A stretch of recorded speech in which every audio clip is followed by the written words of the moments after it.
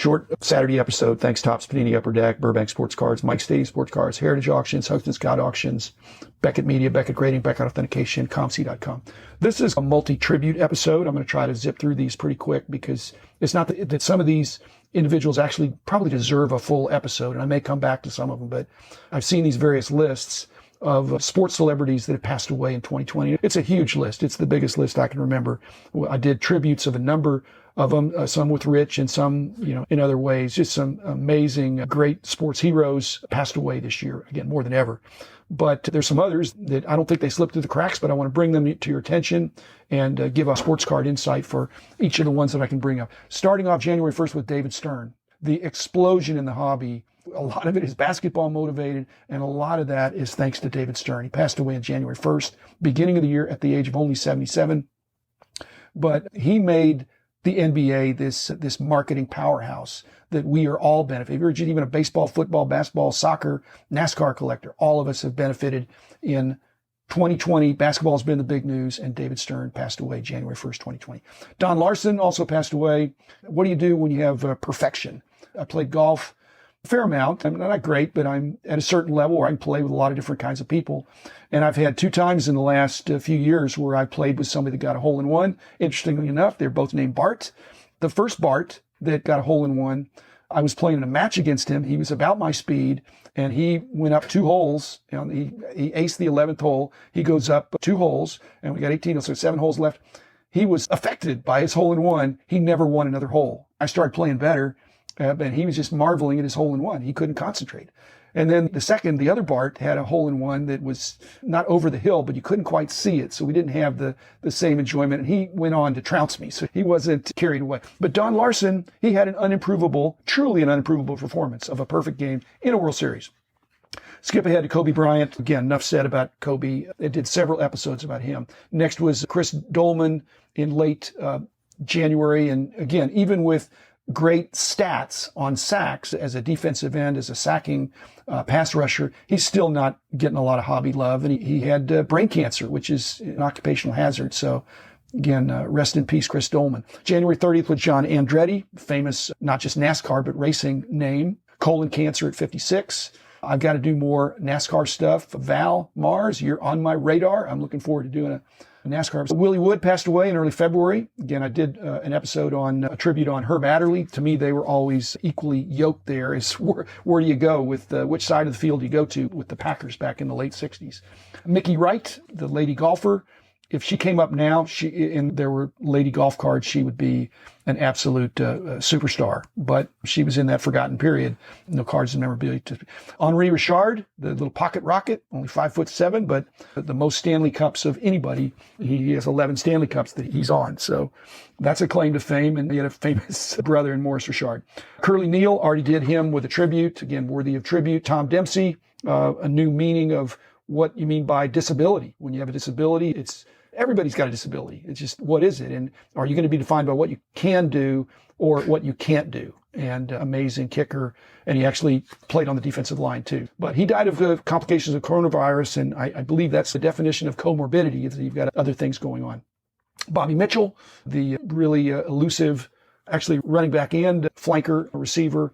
He integrated the Washington football team, the Redskins, and that was the last team in the league but the only way he came to the Redskins is being traded by the Browns for Ernie Davis. And so the Washington ownership group, when they were going to integrate, they must have handpicked Bobby Mitchell to bring in a rookie like Ernie Davis, who then, unfortunately, there'd been a movie made about that.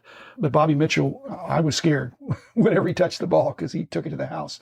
Al Kaline, already did him. Tavares Jackson, again, he has enough certified autographs and was not a big enough star, but tragically killed at the age of 36. Don Shula, another one of those guys that's just an iconic coach, like Landry down here and Lombardi. And when you look at those Philadelphia football cards, those are the ones that have the little small picture of the coaches on some of them, and they're highly sought after. Bob Watson, underappreciated. Again, he's a good example of why we shouldn't call him common players. He was an excellent player. Phyllis George, again, just to get another female in there, she actually dated a friend of mine back in the day. She's pretty close to my age, but died young. But again, a female sportscasting pioneer on NFL Today. and helped popularize the NFL. Jerry Sloan, I'll never think of Jerry Sloan again without thinking about Adam Gray. Again, I just remember Jerry Sloan playing, just the fierce defense, and then to think that he got hit by Lewy body dementia, which is the same thing that another friend's wife had, as well as Robin Williams.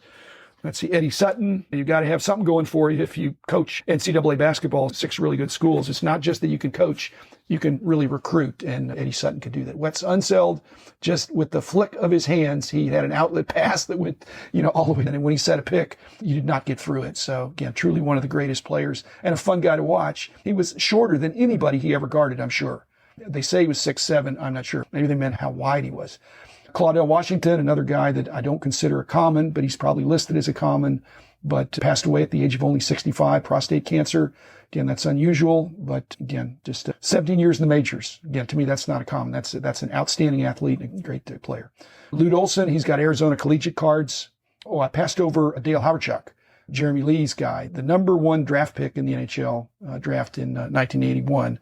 So again, nowadays he would be 4 figures for his rookie cards, 5 figures maybe. John Thompson, senior, the Georgetown basketball coach, has cards, the college cards. I don't know that they're as fully appreciated because that guy was always larger than life in every way. Tom Seaver, Lou Brock, Gale Sayers, Bob Gibson, Whitey Ford, Joe Morgan. This list I'm looking at has them in chronological order, and amazingly, those all happened in a couple weeks. Fred Dean, another casualty from the coronavirus. But again, if you're a defensive end, you've got to have some comorbidities of concussions and violent hits. And sad to see Fred Dean go at the age of 68.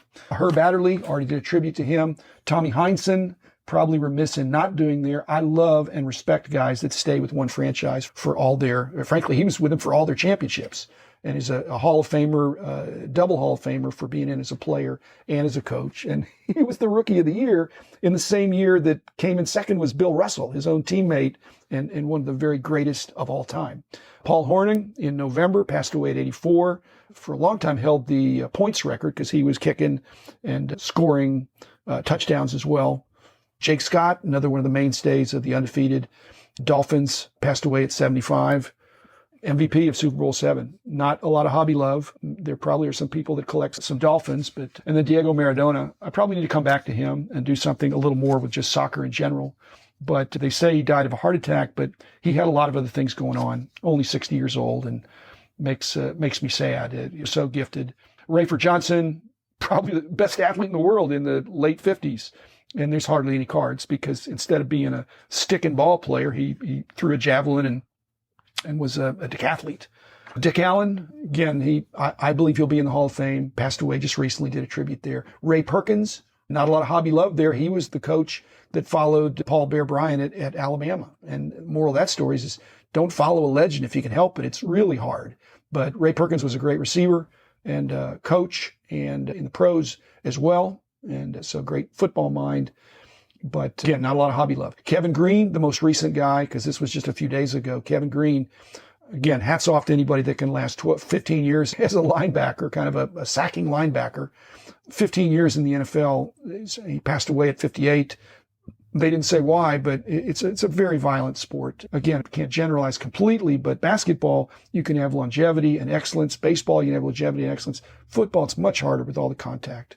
I have seen some interest on COMC, but the people probably do collect Kevin Green. Some of them are Steeler collectors, but again, and last thing here, again, a shout out to Kevin Green, is that hair matters.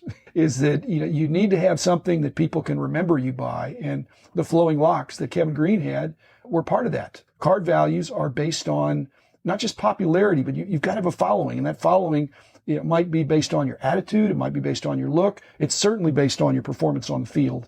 But again, Kevin Green was great for a long time. Certainly a very well-deserving Hall of Famer, and passed away too young at the age of 58. I'll come back to some of those. In the meantime, enjoy your holiday weekend. I hope everybody had a Merry Christmas, and I'll be back again on Monday with another episode.